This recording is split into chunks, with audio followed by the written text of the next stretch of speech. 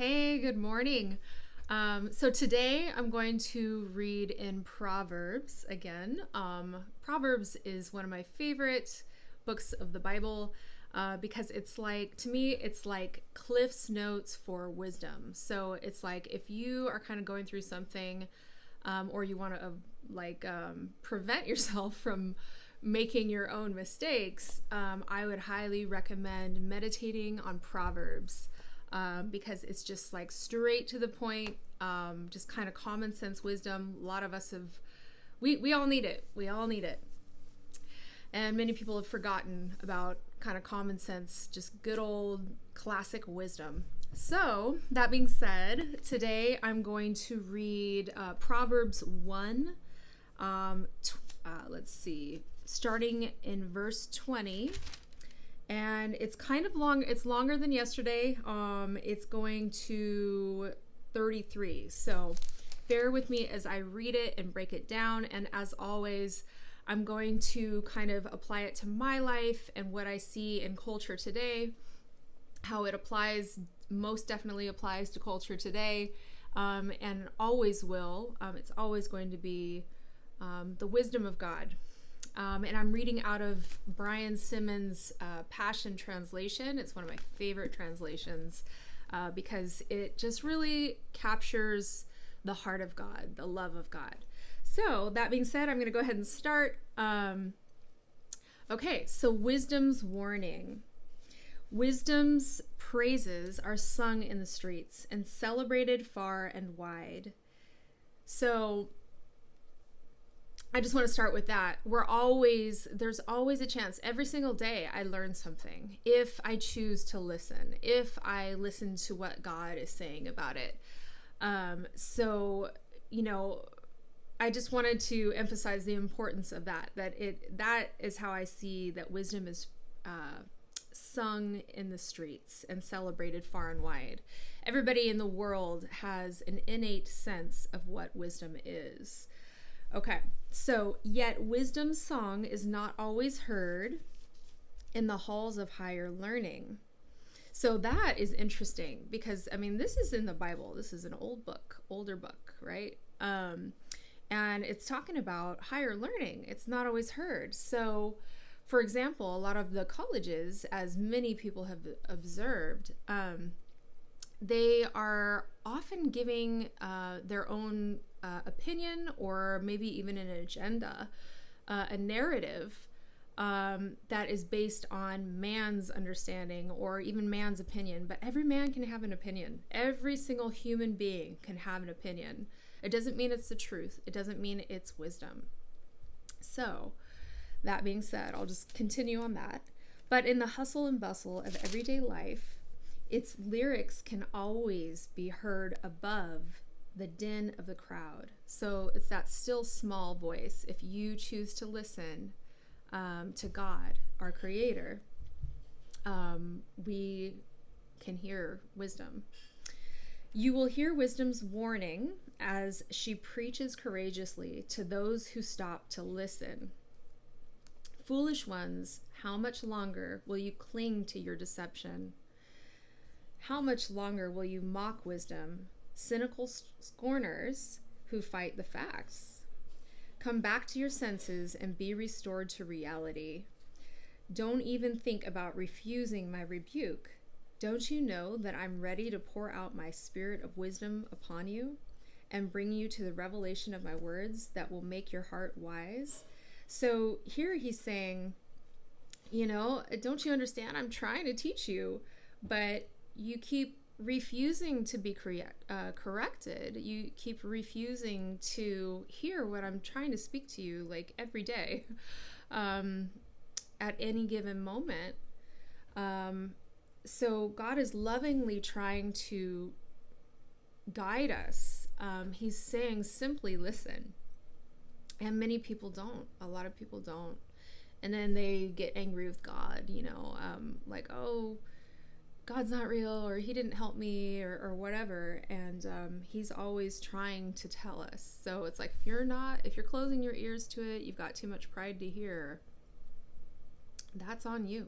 That's on us if we choose to do that. Okay, so I've called you over and over, still you refuse to come to me. I've pleaded with you again and again, yet you've turned a deaf ear to my voice. Because you have laughed at my counsel and have insisted on continuing in your stubbornness, I will laugh at when your calamity comes, and will turn away from you at the time of disaster. Make a joke of my advice, will you? Then I'll make a joke out of you. Now, this is where people might think, oh, God's mean or whatever. But he is talking about people who are constantly, stubbornly not listening. They have too much pride, and he's trying to break through to them like a loving father. You know, a good friend, if you keep messing up, somebody who loves you doesn't want to see you keep doing the same thing, expecting different results. So they're going to be direct with you, and they're going to tell you, you know, too many people coddle people, and then people are really unhealthy. They have horrible, you know, habits that aren't good for them, or they're destroying relationships or hurting people or themselves. So God is not mean. He is just trying to wake people up who aren't listening for their own good. When the storm clouds of terror gather over your head, when dread and distress consume you, and your catastrophes come like a hurricane, you will cry out to me, but I won't answer.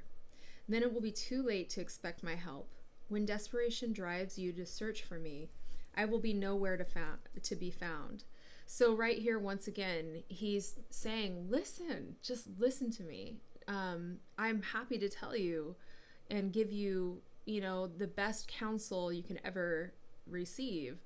But he's trying to say, listen, if you keep, like, he has feelings, he has a heart. And if you keep rebelling against it, I mean, it's like the fastest way, you have to discipline a bit. If somebody's continuing down the wrong path, you have to put your foot down.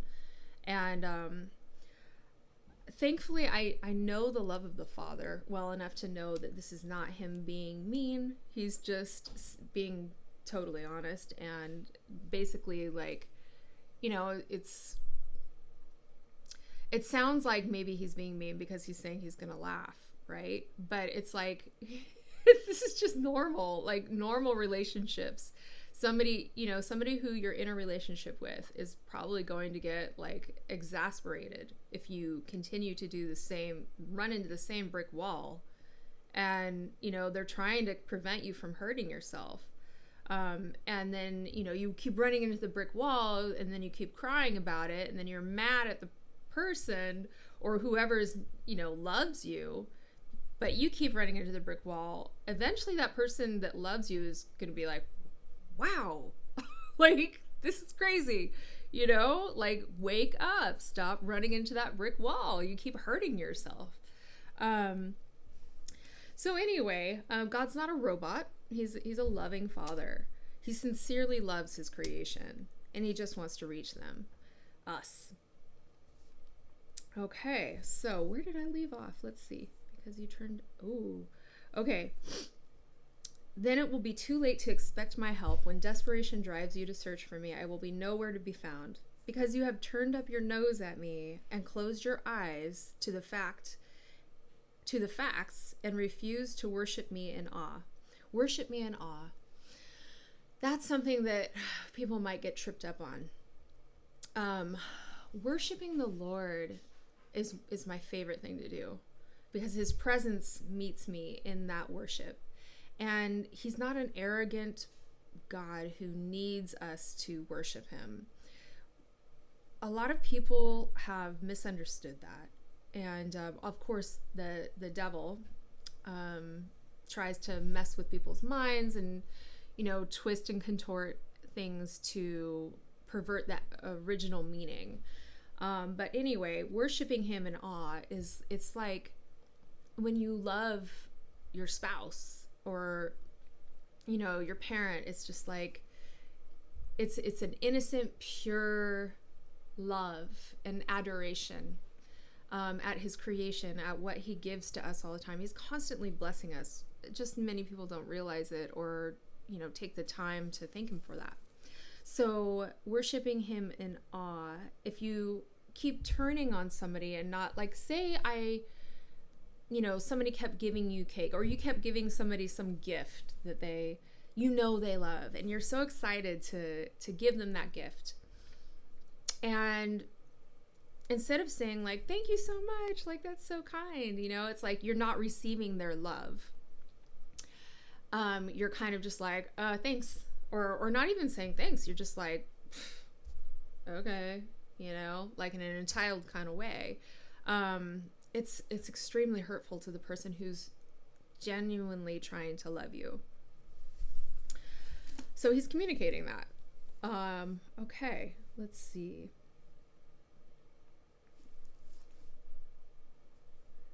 Okay. Because you scoffed at my wise counsel and laughed at my correction, now you will eat the bitter fruit of your own ways. So it's basically you reap what you sow. You keep biting the hand that feeds you. You're gonna have to deal with the consequences, and that is to teach us. It's part of his guidance. It's like, okay, you keep not listening, you keep rejecting my love and my help, like I'm gonna have to discipline. And it's not out of arrogance or control. It's because he's like, my goodness, my child keeps hurting themselves and I want to help them, and I have to put my foot down so they will listen. So, okay, you've made your own bed, now lie in it. So how do you like that? Like, this is a hilarious translation. Like an idiot, you've turned away from me and chosen destruction instead. See, it's about him helping you to avoid destruction, and destruction is all around. So this is not just some, simplistic control thing. Once again, he's just like, if you're gonna rob a bank, if you're gonna hurt people, you're gonna get called out. I mean, it's part of his loving justice. Your self-satisfied smugness will kill you, but the one who always listens to me will live undisturbed and in a heavenly peace, free from fear, confident and courageous. You will rest unafraid and sheltered from the storms of life. So I'll just share a little about my personal rebellion. Like, I went through many years of rebellion, and I was like angry with God, and I would make bad choices and people would warn me, but I was stubborn about it. I was kind of just like, whatever, I'm free, I can do whatever I want. But then I learned, like, oh yeah, I can do whatever I want, but there are consequences. And that could be hurting relationships, getting in trouble at work, losing a job, getting in trouble with the law. Thankfully, I didn't get in trouble with the law. But I think you get the point. It's like I chose to be that way. And so, God was probably, I believe he was always probably trying to lovingly be like, hey, Natalie, like, wake up. And then, because I didn't listen, I fall on my own accord. And anyway, so from many years in my 20s, in my teens and 20s of that, I've thankfully finally decided, you know what, this is not working. I need wisdom. So anyway, I think that I know that applies to everybody. It applies to everybody individually and collectively, and how we affect ourselves and others. So I would love to hear your experiences with this. How did this speak to you? Is there anything that stood out to you in this segment? And let's talk about it. All right. God bless you.